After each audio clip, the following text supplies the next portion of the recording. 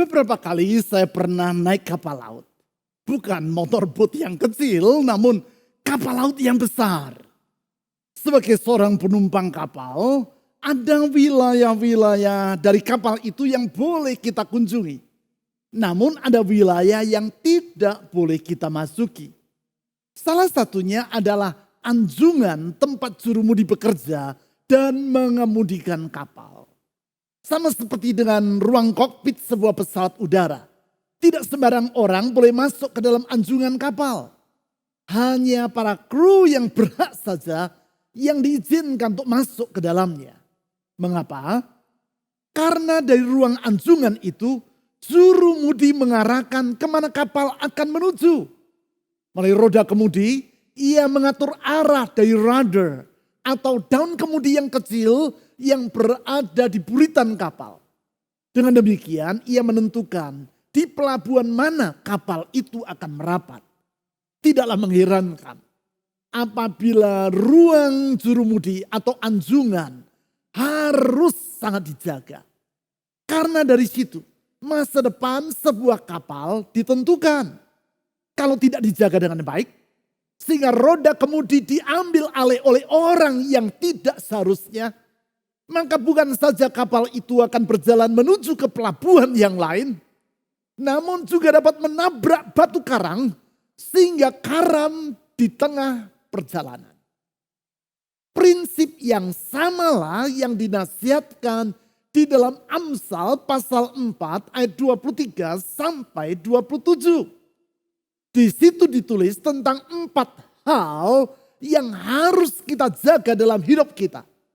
Karena keempat hal tersebut akan menentukan masa depan dari hidup kita. Bagaimana keadaan masa depan kita sangat ditentukan oleh bagaimana kita menjaga keempat hal tersebut. Bahkan apakah masa sukar yang sedang kita lewati sehubungan dengan wabah yang sedang melanda dunia saat ini akan meruntuhkan hidup kita atau sebaliknya akan kita lewati dengan kemenangan. Sangat ditentukan oleh bagaimana sikap kita terhadap keempat hal tersebut. Apakah keempat hal yang harus kita jaga itu? Yang pertama adalah hati kita. Di dalam Amsal pasal 4 ayat 23 disebut bahwa kita harus menjaganya dengan segala kewaspadaan. Alasan dari hal ini telah kita pelajari pada minggu yang lalu. Hari ini kita akan mempelajari hal kedua yang harus kita jaga dalam hidup kita, yaitu mulut kita. Hal ini ditulis dalam Amsal pasal 4 ayat 24. Sedangkan 2 hal lainnya, yaitu yang ditulis dalam ayat 25 sampai 27 akan kita bahas secara berturut-turut pada minggu-minggu yang akan datang. Untuk melihat mengapa kita perlu menjaga mulut kita dan bagaimana kita harus melakukannya, kita akan membaca ayat-ayat yang telah saya sebutkan tadi. Dan untuk itu kita akan membaca Amsal pasal 4 ayat 20 sampai 24. Amsal pasal 4 ayat 20 sampai 24. Hai anakku, perhatikanlah perkataanku. Arahkanlah telingamu kepada ucapanku. Janganlah semuanya itu menjauh dari matamu. Simpanlah itu di lubuk hatimu. Karena itulah yang menjadi kehidupan bagi mereka yang mendapatkannya dan kesembuhan bagi seluruh tubuh mereka. Ayat 23. Jagalah hatimu dengan segala kewaspadaan. Karena dari situlah terpancar kehidupan. Perhatikan ayat 24. Buanglah mulut serong daripadamu. Dan jauhkanlah bibir yang dolak-dalik daripadamu. Di dalam ayat 24 diingatkan bahwa kita harus menjaga mulut kita. Yang dimaksudkan di sini adalah kata-kata yang kita ucapkan dengan mulut kita.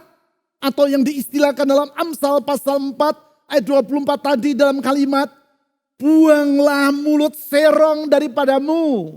Dan jauhkanlah bibir yang dolak-dalik daripadamu. Kalau saya sederhanakan artinya adalah hendaklah mulut kita tidak mengucapkan kebohongan dan kata-kata yang licik. Atau lebih tegasnya, hendaklah mulut kita mengucapkan kata-kata yang jujur dan tulus. Jujur artinya apa adanya. Ya artinya ya, tidak artinya tidak. Itulah yang diistilahkan dalam Alkitab bahasa Indonesia sebagai membuang mulut serong. Tulus artinya tidak mengandung niat jahat di dalamnya. Bukan kata-kata yang licik atau yang dalam Alkitab bahasa Indonesia diistilahkan sebagai bibir yang dolak-dalik. Singkat kata, kita harus menjaga kata-kata yang kita utarakan. Tentu di masa sekarang, menjaga kata-kata ini termasuk juga menjaga kata-kata yang kita tuturkan dalam bentuk tulisan. Tulisan di media sosial, tulisan di WhatsApp, dan berbagai media komunikasi lainnya. Mengapa kita perlu menjaganya? Dengan memperhatikan berbagai nasihat lainnya yang Allah utarakan di dalam kitab Amsal, kita dapat menarik kesimpulan. Setidaknya ada 3 alasan mengapa kita perlu menjaga kata-kata kita. Ketiga alasan tersebut adalah yang pertama yaitu karena kata-kata kita akan mempengaruhi hidup kita. Bagaimana keadaan kita? Bagi masa kini maupun di masa depan sangatlah dipengaruhi oleh kata-kata yang kita ucapkan. Sebab pengaruh suatu kata-kata sangatlah ditentukan oleh siapa yang mengucapkannya. Semakin kita mempercayai orang yang mengucapkannya, maka semakin besar pengaruh kata-kata orang tersebut terhadap diri kita. Saya contoh. Semisalkan saudara sedang mengalami kesulitan dengan kesehatan jantung saudara. Kepada siapa saudara akan minta nasihat? Dokter ahli jantung atau seorang montir mobil? Jelas. Untuk hal ini saudara akan minta nasihat kepada seorang dokter ahli jantung. Maukah saudara dibedah dan jantung saudara dibypass oleh seorang montir mobil? Jelas tidak. Untuk urusan merawat dan membongkar mesin mobil, saudara akan minta nasihat kepada montir mobil. Namun untuk masalah merawat dan membedah jantung, saudara akan lebih percaya kepada seorang dokter ahli bedah jantung. Apa yang ia nasihatkan tentang jantung akan lebih saudara turuti daripada nasihat yang disampaikan seorang montir. Sebaliknya, kalau untuk urusan mobil, kemungkinan saudara akan lebih menuruti nasihat dari seorang montir dibandingkan nasihat seorang dokter. Singkat kata, semakin saudara mempercayai seseorang, semakin besar pengaruh yang bersangkutan pada diri saudara. Hal ini juga berjalan seiring dengan pengenalan saudara terhadap yang bersangkutan. Semakin saudara mengenal seseorang, maka kemungkinan saudara akan semakin percaya kepada dirinya. Dan akibatnya semakin besar pengaruh yang bersangkutan terhadap diri saudara. Berbicara tentang mengenal seseorang, seyogianya orang yang paling kita kenal di antara semua orang adalah diri kita sendiri. Kita lebih mengenal diri kita dibandingkan kita mengenal orang lain. Karena kita dapat membaca pikiran kita sendiri. Sedangkan pikiran orang lain belum tentu dapat kita baca. Kita dapat mengetahui niatan hati kita. Sedangkan niatan orang lain belum tentu kita ketahui. Karena kita sangat mengenal diri kita sendiri, tentu betapa besar pengaruh dari kata-kata yang kita ucapkan terhadap diri kita sendiri. Sadarkah saudara bahwa sesungguhnya setiap hari kita berbicara kepada diri kita sendiri atau dalam bahasa Inggris self-talk. Berbicara kepada diri sendiri. Sementara saudara berpikir, sesungguhnya saudara sedang berbicara kepada diri saudara sendiri. Coba renungkan sejenak. Ketika saudara berpikir, bahasa apa yang saudara gunakan?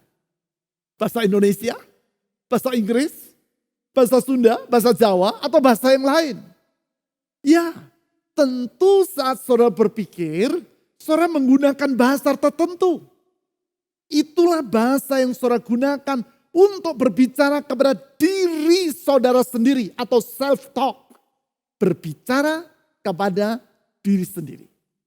Setiap hari, berapa jam saudara berbicara kepada diri saudara sendiri? Apa yang saudara katakan kepada diri saudara sendiri? Sekarang tentu saudara dapat memahami betapa besar pengaruh dari kata-kata yang saudara ucapkan kepada diri saudara itu. Itu sebabnya di dalam Amsal pasal 18 ayat 21 ditulis seperti demikian. Amsal pasal 18 ayat 21. Hidup dan mati dikuasai lidah. Siapa suka menggemakannya akan memakan buahnya. Hidup dan matinya semangat juang saudara dikuasai oleh lidah saudara. Apa yang Anda gemakan, artinya apa yang Anda ucapkan akan berbuah dalam hidup Anda. Kalau di tengah masa sukar yang Anda ucapkan adalah saya akan gagal. Saya tidak mungkin berhasil melewati masa sulit ini. Usaha saya pasti akan hancur berantakan. Kalau itu yang terus saudara gemakan, kalau itu yang terus saudara ucapkan, kalau itu yang terus saudara pikirkan, maka saudara akan memakan buahnya. Apa buahnya? Yaitu semangat juang saudara akan luntur dan hidup saudara akan lumpuh. Namun, kalau di tengah masa yang tidak mudah ini, saudara mengikuti perintah Tuhan kepada Yosua. Yaitu ketika Yosua harus memimpin bangsa Israel menyeberangi sungai Yordan, menaklukkan kota Yeriko dan menduduki negeri Kanaan. Maka iman saudara akan bangkit dan oleh pertolongan Tuhan, saudara akan meraih hari depan yang ia janjikan. Perintah Tuhan kepada Yosua yang dicatat dalam Yosua pasal 1 ayat 8. Yaitu Yosua 1 ayat 8. Janganlah engkau lupa memperkatakan kitab Taurat ini. Saya ulang. Janganlah engkau lupa memperkatakan kitab Taurat ini. Bukan memperkatakan kata-kata yang melemahkan iman saudara sendiri. Bukan kata-kata yang mengutuki diri saudara sendiri. Ingat, banyak orang yang suka mengutuki dirinya sendiri. Dengan berkata, aku pasti gagal. Aku pasti gagal. Aku pasti tidak berhasil. Itu mengutuki diri sendiri. Bukan itu yang Allah perintahkan kepada Yosua. Bukan kata-kata negatif yang melemahkan diri sendiri. Bukan. Namun apa yang Allah perintahkan? Janganlah engkau lupa memperkatakan kitab Taurat ini. Tetapi renungkanlah itu siang dan malam. Supaya engkau bertindak hati-hati sesuai dengan segala yang tertulis di dalamnya. Sebab dengan demikian, perhatikan dan baca bersama saya dengan suara yang nyaring. Ucapkan dengan suara yang kuat sampai tetangga saudara mendengarnya. Ucapkan dengan segenap hati sampai surga mendengar apa yang saudara ucapkan. Sebab dengan demikian perjalananmu akan berhasil. Dan engkau akan beruntung. Jadi bagaimana akhirnya perjalanan hidup saudara dalam melewati perubahan musim karena wabah ini?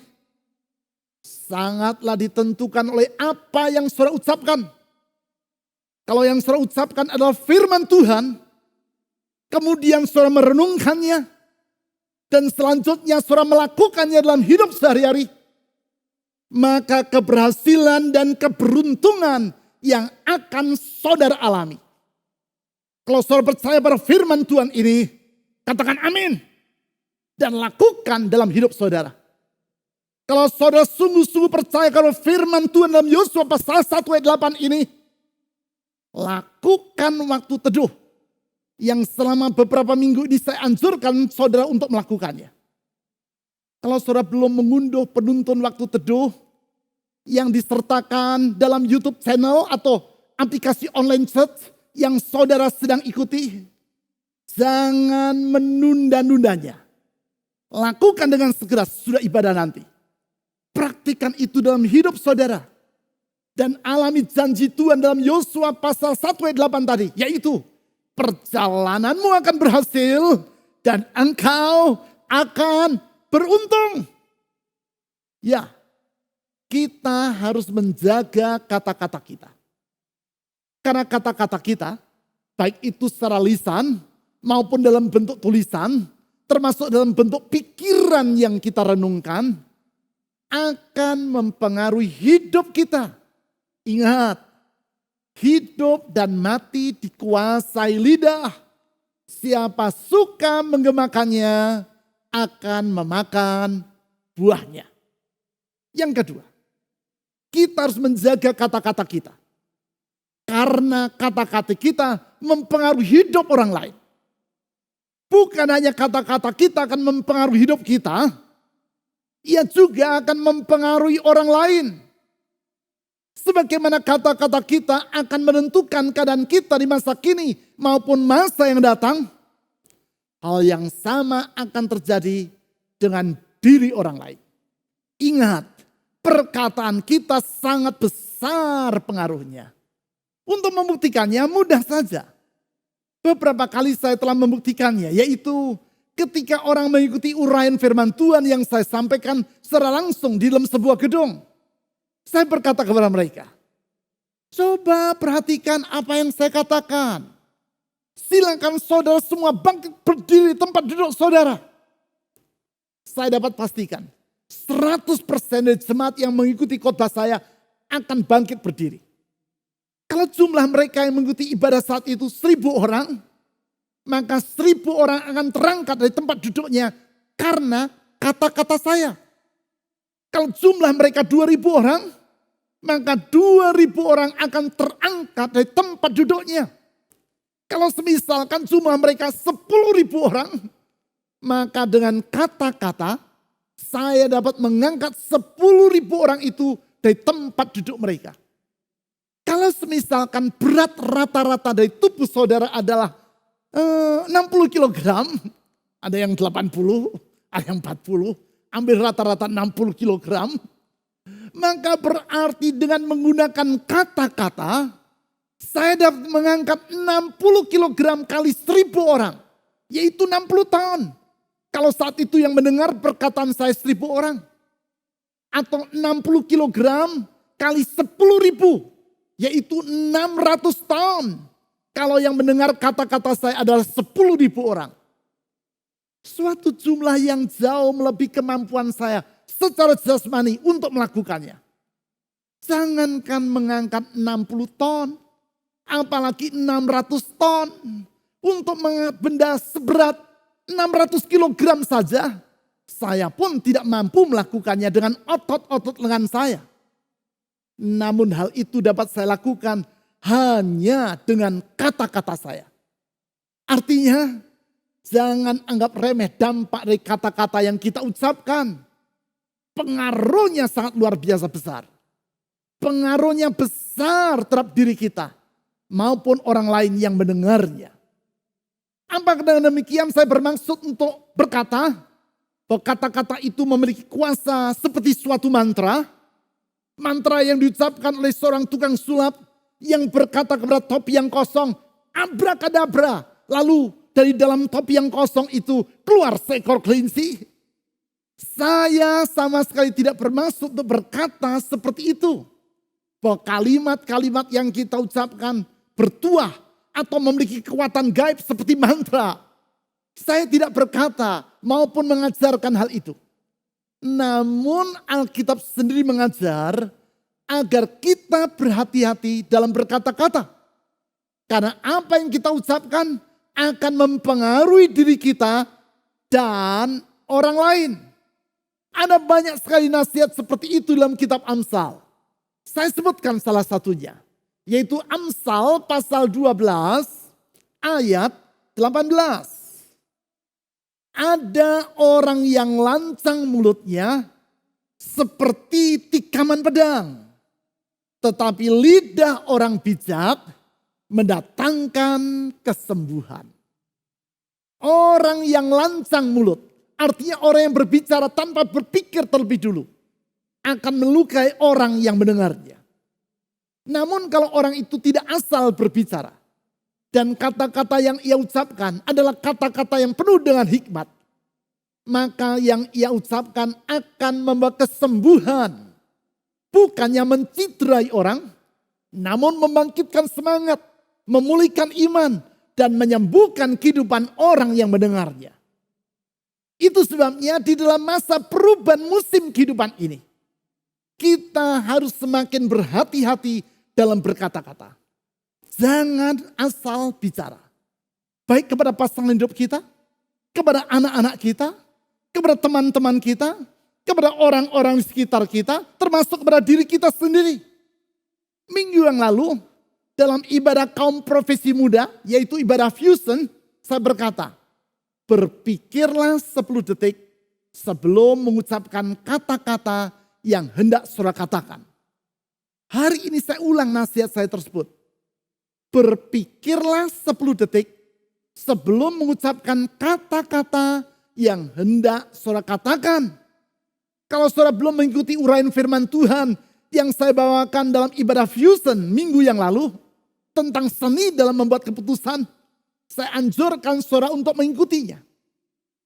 Mulai bulan ini setiap minggu, saya membawakan 2 khotbah yang berbeda. Satu untuk jemaat umum atau main worship service. Dan yang kedua yaitu untuk kaum profesi muda atau fusion. Berbeda. Saudara tekan tombol MWS Strip Fusion di aplikasi online church. Dan saudara akan menemukan pilihan antara ibadah MWS atau MWS atau Fusion. Mana yang sebaiknya saudara ikuti? Tergantung. Kalau saudara ingin hidup diberkati, ikutilah ibadah MWS, Main Worship Service, MWS. Ibadah untuk jemaat umum. Kalau saudara ingin mengalami hidup yang penuh dengan makna, ikutilah ibadah Fusion, ibadah untuk kaum profesi muda. Kalau saudara ingin hidup diberkati dan mengalami hidup yang penuh dengan makna, ikutilah dua-duanya. Ya, daripada saudara menonton drama Korea yang hanya membuat hati saudara galau. Kan lebih baik mendengarkan firman Tuhan yang membangkitkan iman, membuka pintu berkat dan menjadikan hidup saudara bermakna. Bukankah demikian? Sekali lagi, jagalah perkataan saudara. Karena kata-kata saudara akan mempengaruhi hidupmu dan hidup orang lain. Sekarang alasan yang ketiga. Mengapa kita harus menjaga kata-kata kita? Sebab kata-kata kita mengungkapkan isi hati kita. Karena sesungguhnya apa yang menjadi isi hati kita akan terungkap dari kata-kata kita. Di dalam kitab Amsal hal ini diutarakan berulang-ulang. Saya kutip salah satu darinya. Yaitu yang ditulis dalam Amsal pasal 16 ayat 23. Amsal 16 ayat 23. Hati orang bijak menjadikan mulutnya berakal budi. Dan menjadikan bibirnya lebih dapat meyakinkan. Artinya sebagaimana keadaan hati, demikianlah kata-kata yang diutarakan oleh seseorang. Kalau hati itu bijak, maka kata-kata yang diucapkan oleh orang tersebut adalah kata-kata yang berakal budi. Hal ini menjelaskan bahwa untuk menjaga perkataan, maka yang perlu kita lakukan adalah mengisi hati kita dengan hal-hal yang bermutu. Sebab kalau hati kita penuh dengan hal yang bermutu, maka perkataan kita seperti yang dikatakan dalam Amsal tadi, juga akan menjadi bermutu. Lihatlah para professional speakers di Amerika Serikat. Para pembicara profesional ini adalah orang-orang yang diundang untuk memberi ceramah dalam pertemuan-pertemuan yang dilakukan oleh perusahaan-perusahaan bagi para klien atau pegawai mereka, maupun dalam berbagai pertemuan lainnya. Pembicara-pembicara profesional di Amerika yang saya rasa sebagian pernah saudara dengar namanya, atau bahkan pernah saudara baca buku-buku tulisannya. Di antaranya yaitu John Maxwell, seorang penulis buku dan pembicara seminar kepemimpinan yang sangat terkenal di dunia. Seorang teman saya yang bersangkutan Gembala Jemaat Indonesia di Amerika ingin mengundang John Maxwell untuk berbicara dalam seminar di gerejanya. Untuk itu teman saya mengirim surat ke lembaga dari John Maxwell, menanyakan kemungkinan untuk mengundang John berbicara dalam seminar yang akan ia adakan. Tak lama kemudian datang surat jawaban dari lembaga yang menangani jadwal dan kegiatan dari John Maxwell. Dalam surat balasan tersebut disampaikan bahwa John Maxwell baru dapat memenuhi undangan teman saya tadi 1 tahun kemudian. Artinya jadwal berbicara dari yang bersangkutan sudah penuh 1 tahun di muka. Disampaikan juga biaya untuk mengundang John Maxwell. Tidak terlalu mahal. Tidak mahal. Untuk berbicara dalam seminar sepanjang 60 menit. Biayanya hanya $60.000 Amerika. $60.000 untuk 60 menit. Artinya setiap menit John Maxwell berbicara biayanya $1.000 alias sekitar 15 juta rupiah per menit. Jadi kalau dia batuk sekali, itu biayanya sama dengan setengah juta rupiah. Kalau dalam berbicara dia berkata, nah itu biayanya sudah 1 juta rupiah. Ngomong-ngomong, dari tadi saya sudah berbicara berapa menit ini? Nah, jangan mempersalahkan John Maxwell. Itu memang tarif yang normal bagi seorang pembicara profesional di sana. Bahkan ada yang lebih mahal dari itu, mencapai $200 sampai $300 ribu sekali bicara. Mengapa orang rela membayar harga semahal itu untuk mengundang para pembicara profesional ini? Tentu karena kata-kata yang bermutu yang ia ucapkan. Kata-kata yang berbobot yang ia utarakan. Kata-kata yang mencerminkan kualitas dari isi hati yang bersangkutan. Kalau semisalkan yang mengisi hatinya adalah hal yang tidak bermutu, sehingga yang ia ucapkan ngalor ngidul, berputar-putar, tidak keru-keruan seperti helikopter yang tidak bisa mendarat. Jangankan disuruh membayar ribuan dolar, tidak usah membayar alias gratisan pun orang belum tentu mau mengundangnya. Karena mendengar apa yang ia katakan bukan membuat pikiran kita tercerahkan, malah membuat pikiran kita jadi mumet, hati kita ruwet, dan tubuh kita jadi lelah. Singkat kata, semua itu harus dimulai dari hati kita. Kalau kita mengisi hati kita dengan kebenaran yang membuat kita berhikmat, maka kata-kata yang kita ucapkan juga akan penuh dengan hikmat. Sehingga orang akan rela memberikan waktunya untuk mendengarkan apa yang kita katakan. Karena kata-kata kita membangun, menyembuhkan, dan mengarahkan hidup yang bersangkutan kepada tujuan yang mulia. Kita harus menjaga perkataan kita. Menjaga mulut, bibir, atau lidah kita. Dengan menjaga hati kita. Perkataan atau lidah yang digambarkan oleh Yakobus dalam suratnya. Yakobus pasal 3 ayat 3 sampai 13. Seperti kemudi atau rudder. Daun kemudi yang kecil yang berada di buritan kapal. Yang mengarahkan tujuan dari sebuah kapal yang besar. Daun kemudi yang harus kita jaga dan kendalikan. Karena itu akan menentukan hidup kita. Baik di masa kini maupun di masa depan. Dan akan mempengaruhi kehidupan banyak orang.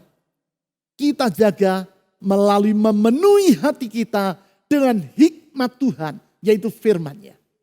Di sini pentingnya bagi kita untuk melakukan ibadah harian. Ibadah yang kita lakukan setiap hari. Pagi, siang, dan malam. Setiap kali kita memberikan waktu 5 sampai 10 menit untuk bersekutu dengan Tuhan, dengan merenungkan firman-Nya. Buku penuntun ibadah harian jilid 4, yaitu penuntun untuk bulan Oktober sampai Desember, telah terbit. Milikilah buku ini dan gunakan dalam hidup saudara sehari-hari. Perhatikan pengumuman tentang bagaimana saudara dapat membeli buku ini menjelang akhir dari ibadah nanti. Ingat apa yang dijanjikan Tuhan dalam Mazmur pasal 1. Bagi orang yang kesukaannya adalah merenungkan firman Tuhan.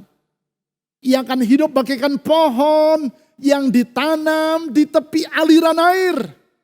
Sebagai akibat, pohon itu daunnya tidak akan pernah layu. Selalu menghasilkan buah pada musimnya. Dan kepada orang yang hidup seperti itu, Tuhan berjanji, apa saja yang diperbuatnya akan berhasil. Sementara saya akan berdoa bagi semua saudara. Namun sebelum itu kita akan menyanyikan satu lagu pujian. Sementara kita menyanyikan pujian, buka hati saudara kepada Tuhan Yesus, Sang Hikmat Ilahi yang menjamin masa depan kita. Bawalah seluruh beban dalam hidupmu kepadanya. Dia sanggup membuka jalan di saat kita menghadapi jalan yang buntu. Hikmat, kasih, kuasa dan kesetiaannya tidak pernah berubah untuk selama-lamanya. Dalam Yesus Kristus kita mempunyai masa depan yang tidak mengecewakan.